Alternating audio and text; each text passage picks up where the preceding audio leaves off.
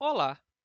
No eixo principal de tecnologias e suas linguagens, falarei um pouco a respeito de um tema que pode parecer controverso, mas na verdade ele é muito difícil de se estruturar.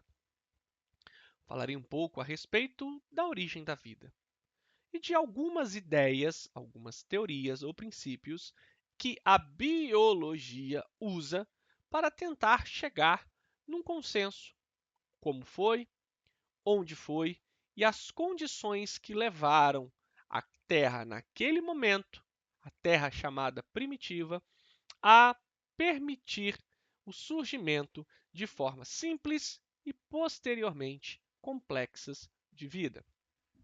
Bom, talvez entender o que acontece na nossa vida durante a nossa existência seja algo fácil. Podemos relatar o que nós fazíamos quando éramos crianças, podemos relatar o que fazíamos quando éramos adolescentes, podemos pensar o que gostaríamos de fazer daqui a algum tempo no futuro.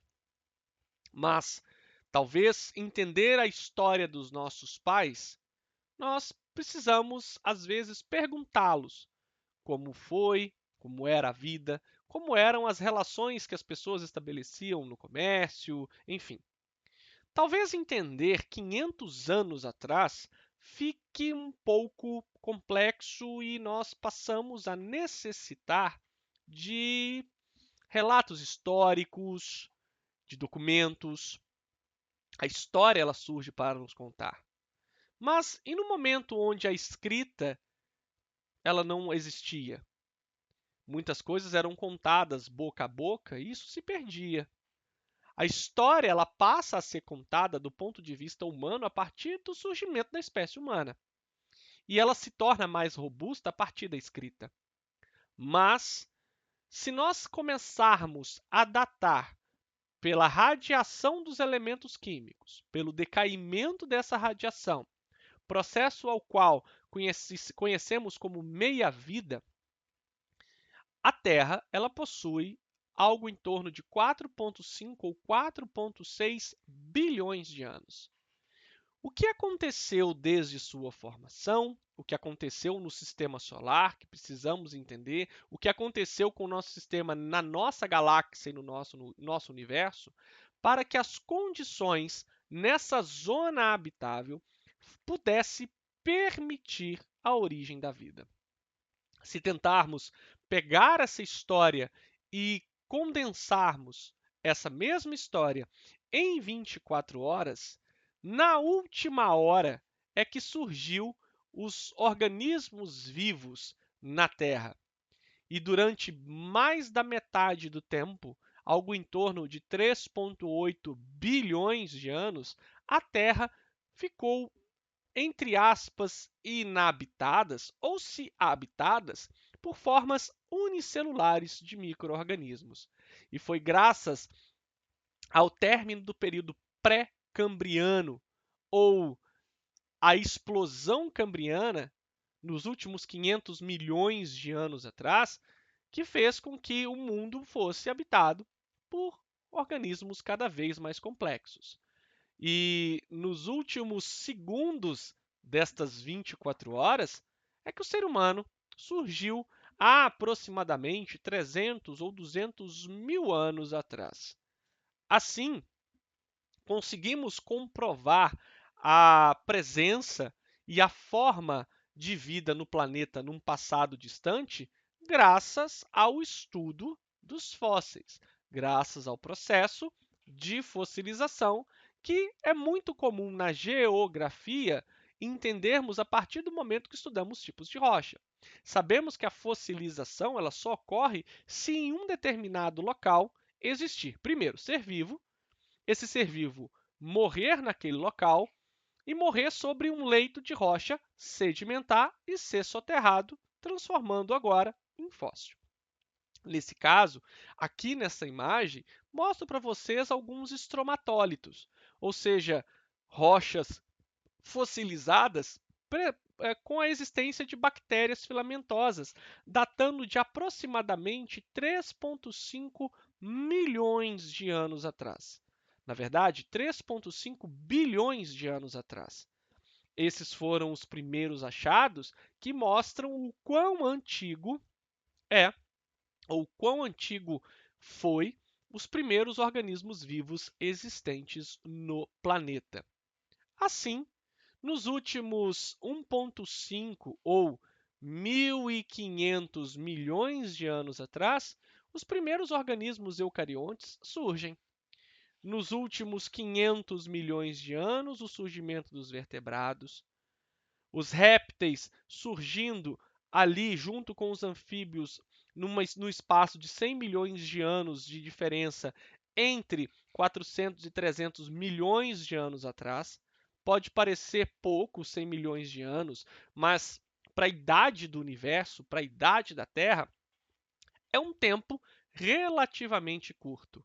Os dinossauros e os mamíferos nos últimos 350, 250 milhões de anos e os primeiros hominídeos nos últimos 8 milhões de anos atrás. Graças àquele momento da extinção dos dinossauros é que os mamíferos, como nós, podemos nos propagarmos em maior escala e em larga escala pela Terra, graças à mudança repentina no clima, pelo vulcanismo, pelo resfriamento do planeta naquele momento e justamente pela extinção dos grandes répteis, que eram os predadores naturais dos mamíferos. Assim, os primeiros grupos de organismos existentes no planeta foram as células procarióticas, a exemplo, uma bactéria. Por se tratar de uma célula simples, uma bactéria tem um metabolismo relativamente simples.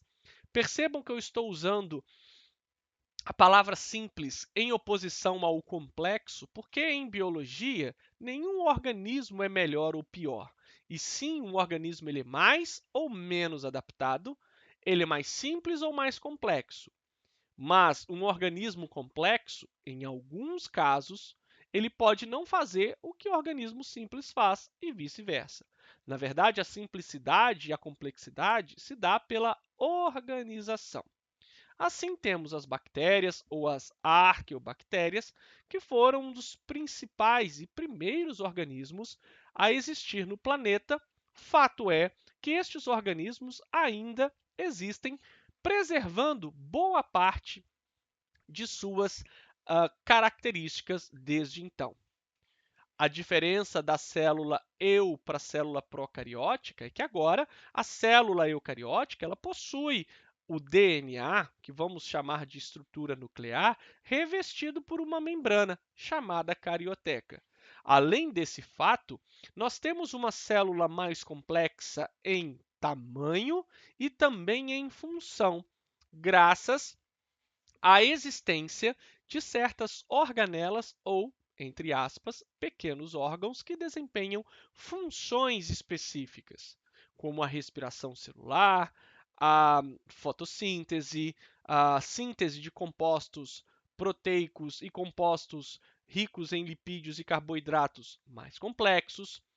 Mas boa parte destas organelas, como por exemplo o cloroplasto e por exemplo a mitocôndria, preservam em seu revestimento, ou seja, sua membrana, características da parede celular de organismos antecessores a elas, como as bactérias. Acredita-se que estas duas organelas eram, num passado distante, protobactérias e que foram fagocitadas, ou seja, englobadas por células maiores. Ao perceber que estas protobactérias exerciam funções específicas, como no caso da mitocôndria, produção energética, criou-se ou se estabeleceu uma simbiose. Teoria esta chamada de teoria da endossimbiose, em que uma bactéria maior, uma protocélula, uma célula maior, englobou uma protocélula ou uma protobactéria menor e houve uma troca de benefícios ou a troca mútua de benefícios. Ao passo que a célula nutre a mitocôndria energeticamente nutre a célula, assim estabelecendo uma simbiose. Fato que aconteceu também como o cloroplasto. Muito obrigado!